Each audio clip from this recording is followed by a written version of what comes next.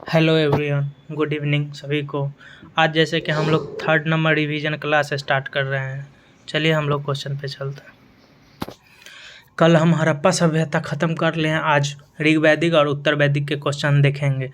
पहला क्वेश्चन है, पूर्व वैदिक या ऋग वैदिक संस्कृति का काल किसे माना जाता है? इसका सही आंसर होगा 1500 से 1000। जैसे कि हम लोग जानते थे कि हड़प्पा था 2500 से लेकर 1750 और उसके बाद ये। चलते हैं सेकंड क्वेश्चन।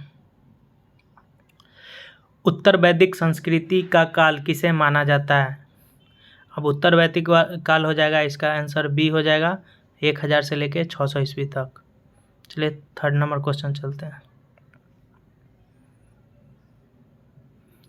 इनमें से किस फसल का ज्ञान वैदिक काल के लोगों को नहीं था?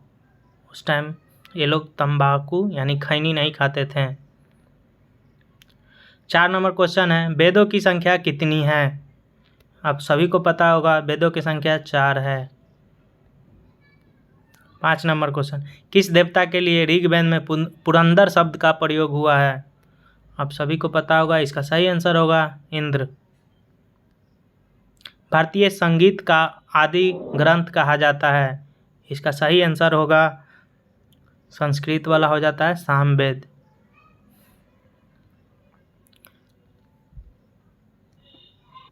नेक्स्ट क्वेश्चन है, ऋग्वेद में कुल कितने मंडल हैं? इसका सही आंसर होगा 10 मंडल हैं। नेक्स्ट क्वेश्चन है, ऋग्वेद में सबसे महत्वपूर्ण तथा पवित्र नदी मानी जाती थी। 8 का इसका सही आंसर होगा सरस्वती पवित्र नदी थी। 9 नंबर क्वेश्चन है, गोत्र व्यवस्था प्रचलन कब आई? इसका सही आंसर हो जाएगा उत्तर वैदिक काल।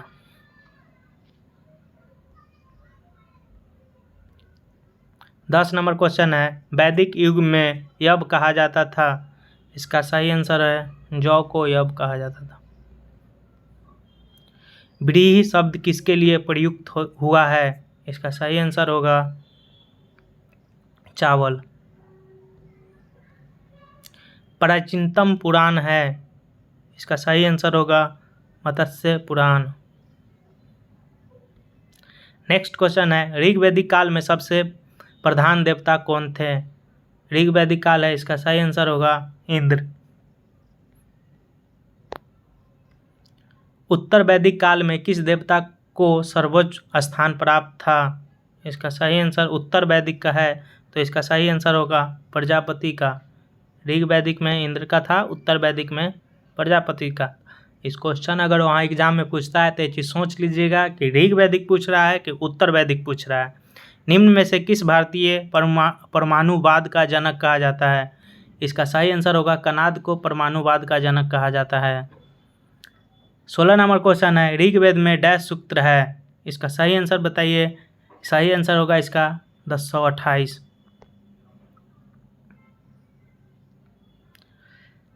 17 नंबर क्वेश्चन है, ज्ञात्री मंत्र की रचना किसने की थी? इसका सही आंसर होगा विश्वामित्र। आर्यों का प्रिय पशु कौन था? इसका सही आंसर होगा घोड़ा। आर्य की सभ्यता कैसी थी? इसका सही आंसर होगा ग्रामीण। अब यही कि हड़प्पा सभ्यता पूछेगा तो वो शहरी था, आर्यों की सभ्यता ग्रामीण था। उपनिषद की संख्या कितनी है? इसका सही आंसर होगा 108। इसको सुमेलित करना है, कीजिए। पहला अथर्ववेद होता है औषधि के लिए, मतलब दवाई वाला। ऋग्वेद होता है ईश्वर की महिमा। यजुर्वेद होता है बलिदान विधि। सामवेद होता है संस्कृत। इस हिसाब से देख लीजिएगा इसका आंसर कौन होगा। क्या क्या लगाए थे? एक का होगा 3, तो 3 है, एक और डी और दूसर का डी, तो दूसर का में यानी कि ये। चलिए हम लोग चलते हैं नेक्स्ट क्वेश्चन पे। उपनिषद काल के राजा अश्वपति शासक थे। इसका सही आंसर होगा कैकेय। निम्नलिखित में से वैदिक साहित्य का सही 23 नंबर क्वेश्चन है, निम्नलिखित में से वैदिक साहित्य का सही कर्म कौन सा है? कर्म सीरियल। इसका सही आंसर होगा, पहले आया वैदिक संहिता, बृहन्य, आरण्यक और उपनिषद। चलिए नेक्स्ट क्वेश्चन पे चलते हैं। आरंभिक वैदिक साहित्य में सर्वाधिक वर्णित नदी है, मतलब कि वैदिक सभ्यता, वैदिक साहित्य में सबसे ज़्यादा नदी का वर्णन कौन से नदी के हुआ था? इसका सही आंसर होगा सिंधु का हुआ था, लेकिन सबसे पवित्र सरस्वती का माना जाता है। गंगा का एक बार चर्चा है, ये बात आप याद रखिएगा। 25 नंबर क्वेश्चन है, वैदिक नदी आस्कनी की पहचान निम्नलिखित नदी में से किस एक के साथ की जाती है? मतलब कि अस्कनी किसका नाम था वो कहा जाता है। तो हम लोग जानते हैं कि वैदिक समय में चेनाब को अस्कनी के नाम से जानते थे। चलिए आज 25 ही क्वेश्चन करेंगे, क्योंकि कल मेरा एग्ज़ाम है और हम जाते हैं अपना रिवीजन करने। चलिए ये सब देख रहे हैं कि आपको पूछा हुआ क्वेश्चन UPPCS, SSC 2020,